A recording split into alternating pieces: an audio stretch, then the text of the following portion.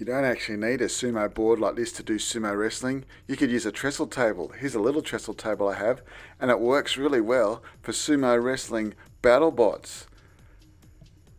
First thing I did was made 2 robots using 2 spike prime kits. I always add the motors first and the hub, and then after I've added the motors and the hub, I add the wheels. For this particular robot, I used big wheels, and I made it nice and balanced by using the ball and socket at the heavy end. I plug my motors into ports A and B, and the distance sensor I plug into port D, because distance sensor starts with D, and then I used the colour sensor plugged into port C.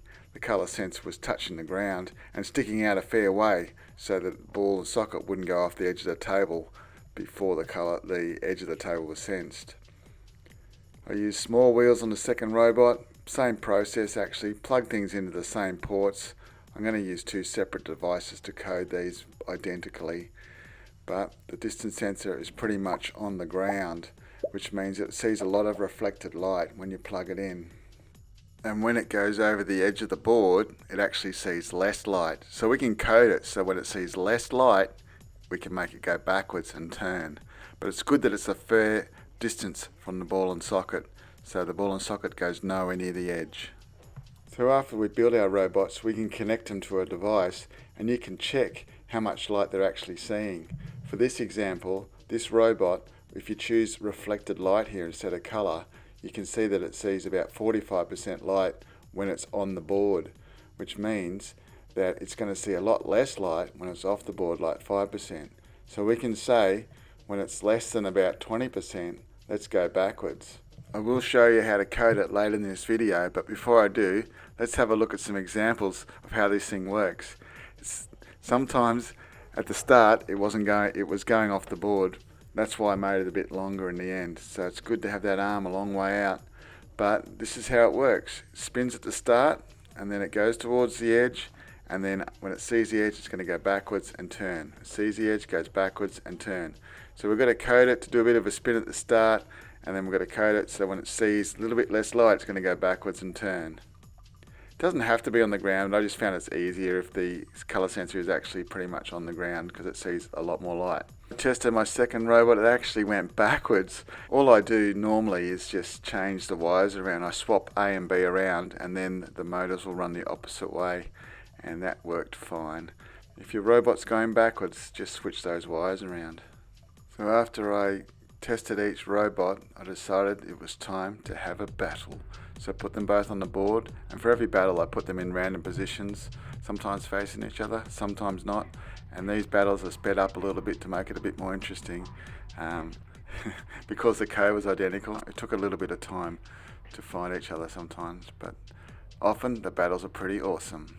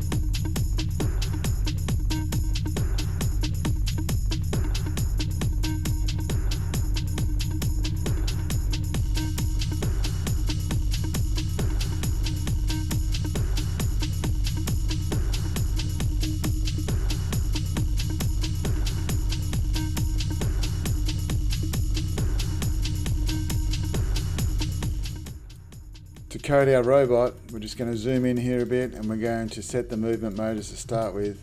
Always set the movement motors. If you've got a vehicle of some sort, always set the movement motors.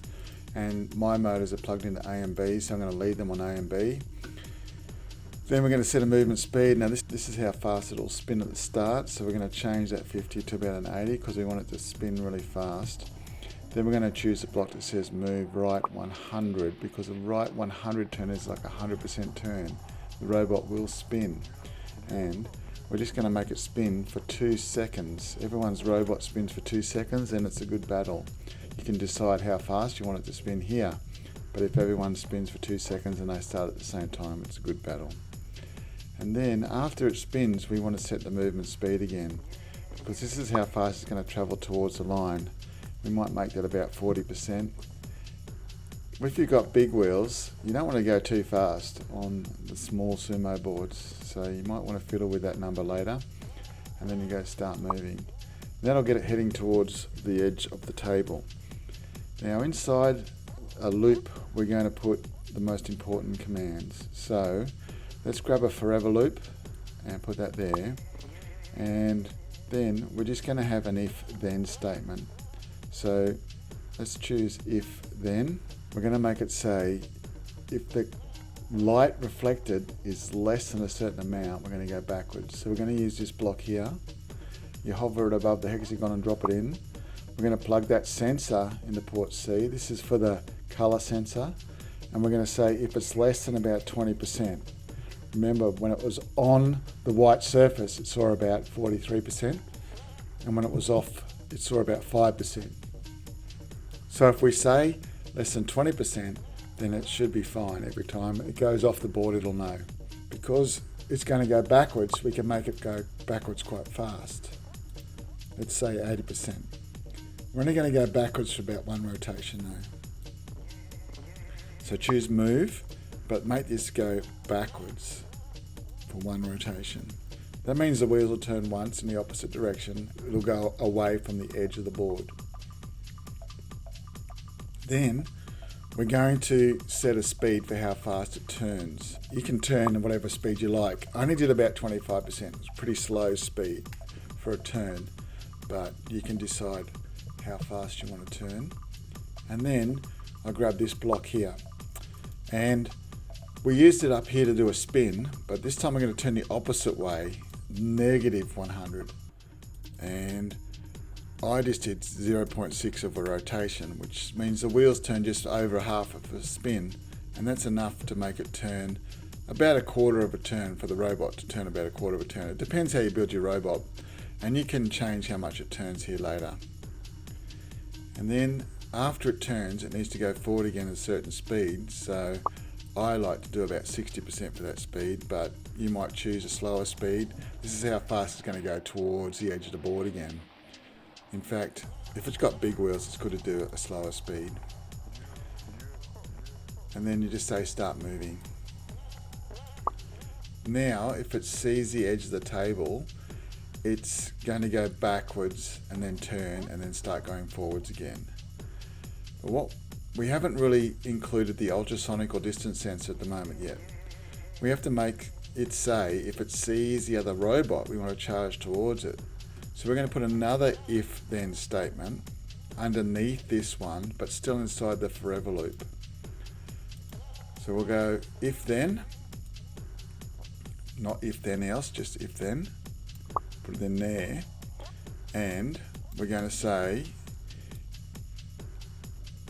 if the robot sees the other robot with the distance sensor, so if the distance sensor, which is plugged into port D, is closer than maybe 30 centimeters, then we're going to actually accelerate. Now, in the movement section, there's nothing to accelerate here, but if you go to down the bottom here where it says show extension blocks or blocks extensions, over here you can choose more movement, and then you can make it down here, you can make it accelerate, and we can set the acceleration to fast, and we can set the speed to 100%. So it goes really fast, really quickly, and so start moving forward. And even if it does see the white line, even if it's going really fast and it does see the white line, it should still go backwards. Okay, so the catch with this is it doesn't really accelerate if it sees the other robot while it's turning, because when it goes backwards and turns, it doesn't really get interrupted until it starts moving again. So it really only sees the robot when it's heading towards the other robot, not when it's turning. And it's really difficult to get it to see the other robot while it's turning, and unless you make it charge straight ahead, it might go right off the board. It's a little hard to explain, but this is the best code I can come up with for it not to fall off by itself. So that's all the code you need. That's the code I use for both my robots pretty much. I might have gone a little bit faster with the smaller wheels, but yeah, that works.